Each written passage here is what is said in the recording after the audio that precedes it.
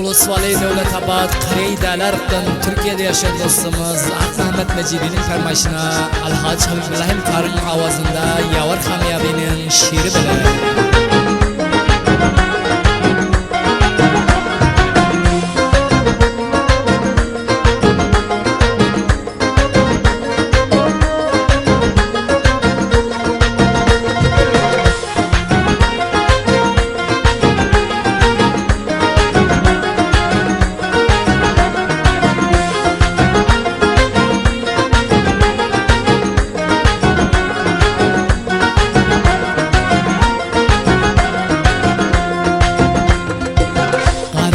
Kalam kaşlar bir cavan hem de yaşlar Ey aziz vatandaşlar roza haydam izmarek Kara göz kalam kaşlar bir cavan hem de yaşlar Ey aziz vatandaşlar roza haydam izmarek Bahar geldi salkıma şatlık geldi mülküme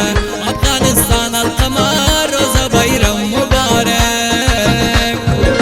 Kara göz kalam kaşlar bir cavan hem de yaşlar Ey aziz vatandaşlar roza haydam izmarek Kara göz kalam kaşlar bir cavan hem de yaşlar Ey aziz ülkedaşlar roza haydam izmarek Roza bayram mübarek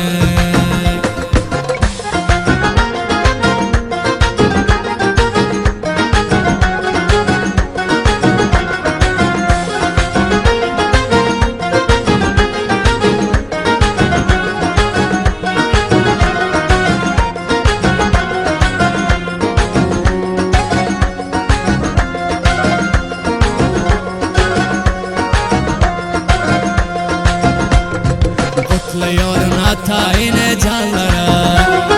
Hem misafir yaşayan cavanlara Kutluyorum hatayine canlara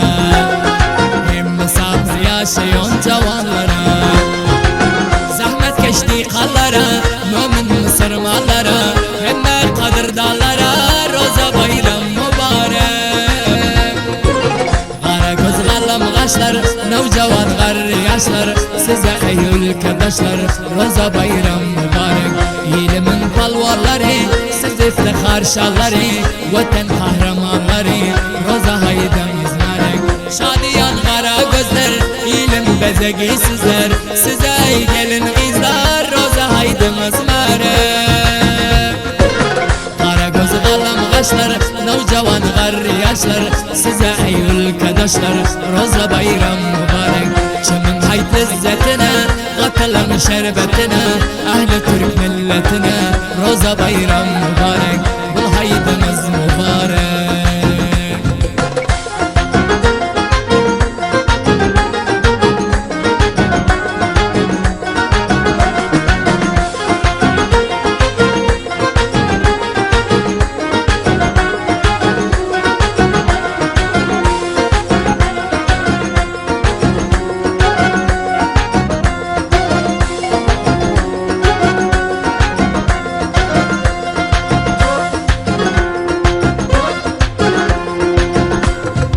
Hoş geçirin 3 gün roza bayramı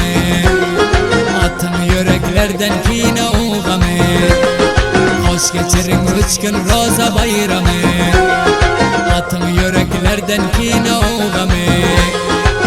Eyleyip kan havaslar Dillep kona çıkraslar Ak Muhammed'dir dostlar Roza bayram mübarek